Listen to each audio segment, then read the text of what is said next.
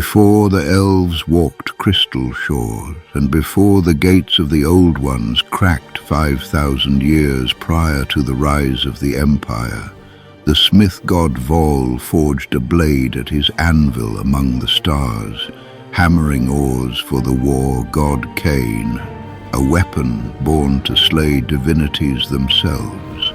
Vaul tempered the steel with the fiery breath of Draugnir, the father of all dragons, binding the dragon's fate to the elven kin forever. And in doing so, the blade's hunger had awoken, even in its forging. Khaine claimed the Widowmaker, sealing his own murderous fury within the blade, casting it to the mortal world to lie in the black shrine of the Blighted Isle, waiting for a desperate soul to tempt. This Isle of Death rose from chaos seas, its black stone drinking demon blood, and in its deepest depths there is a black altar upon which the cursed weapon rests. Everyone who looks upon it sees a different weapon. Some see a spear, others a sword, others an axe. It has been forever guarded by elven wardens. The blade's runes condensed blood from air, calling through dreams to proud warriors across centuries. Its hunger is eternal. No hand dared touch it until extinction loomed in the horizon. For the blade's curse promised power, but at the cost of one's soul, so it lay dormant. In the year 4468 before the imperial calendar, the first Chaos Incursion began. 4 greater demons breached the golden web, their legions burning torn Anlec, drowning the kingdom of Avelorn in blood, whole cities falling one by one. An elven hero rose as the first Phoenix King, Aenarion, but his hosts were annihilated. Thousands of flame guards reduced to mere hundreds, trying to hold the advance of the forces of chaos.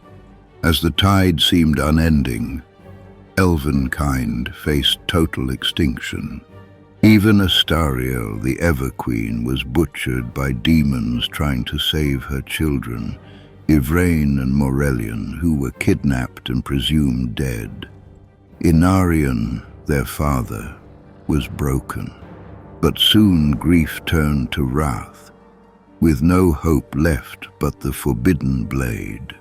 With his wife murdered, his children lost, his army destroyed, and his race minutes from annihilation, Aenarion sailed north to the Blighted Isle, entering the shrine where the Widowmaker sang his name. Even though High Lore Masters begged him not to, with Astarielle's blood still warm on demon claws and no army left to fight, the blade was the only power that could save Ulthuan. Aenarion drew the Widowmaker to avenge his family, find his children, and stop the extinction of his people, its edge hungry, his soul bound to murder, and with his eyes turning blood red, the curse took root. With the Sword of Khaine, Aenarion hunted the 4 great chaos spawns. First, the sapphire mirror demon, its reflective flesh split by the cursed edge.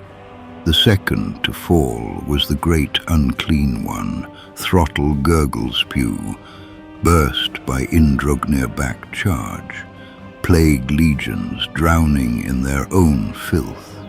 Hargrim Dreadaxe and the demon Enkari fell last, Brass Thirster and Changer slain in single combat beneath ash skies, and their skulls offered to the shrine.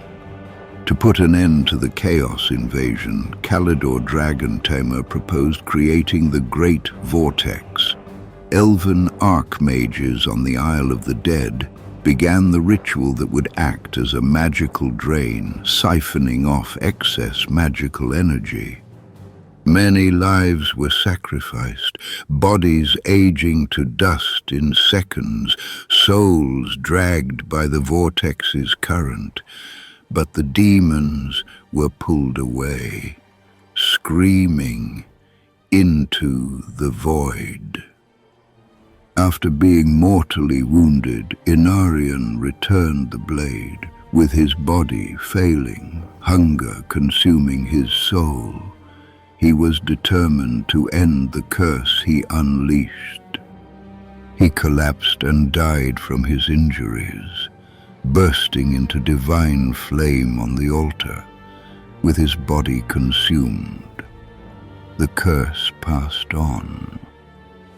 Centuries later, Tethlis the Slayer suffered from it, slaying thousands before madness. Then Malekith was shaped by it, his corruption deepening its connection to the curse. In the end times, Tyrion drew the sword with a hero-turned-destroyer. The blade's hunger nearly ended the world. While the vortex spun, the demons were banished, the world saved. But at what cost? The elven kind, High Elves, Dark Elves, Wood Elves, all their kin was divided by the Widowmaker's legacy. And it is said to be waiting still, buried in the Cursed Isle's altar, calling to any soul desperate enough to repeat Aenarion's choice. He did it because only the Sword of Khaine offered a chance to avenge his family and save his people, no matter the cost. But how will it tempt its next bearer? All these questions and many more will be answered in The Tales of the Old World. Subscribe and click the notifications button. And I shall see you in the next tale.